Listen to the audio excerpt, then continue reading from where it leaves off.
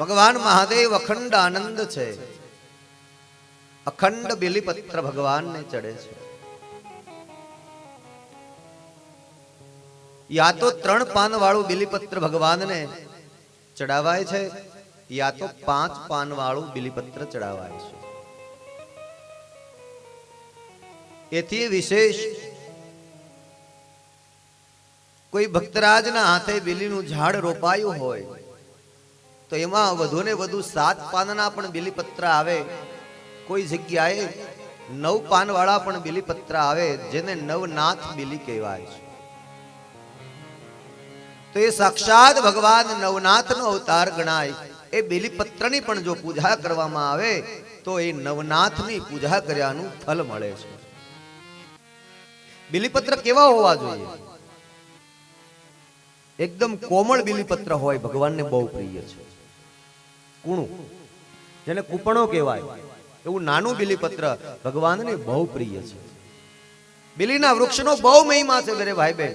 ઘણા લોકો, ઘણી બહેનો અમને એવો પ્રશ્ન કરતા હોય કે અમારા ફળિયામાં બિલીનું ઝાડવું છે તો હારું કે નહીં? હારું, બહુ જ સારું, બહુ જ સારું. તમારા ઘરે બિલીનું ઝાડ હોય તો મને કહેવા દો કે બિલીના વૃક્ષની અંદર ભગવતી લક્ષ્મીનો વાસ છે. હમણાં હું તમને બિલ્વાષ્ટક સંભળાવું, એમાં શબ્દ આવે છે. બિલીના વૃક્ષની અંદર લક્ષ્મીનો વાસ છે.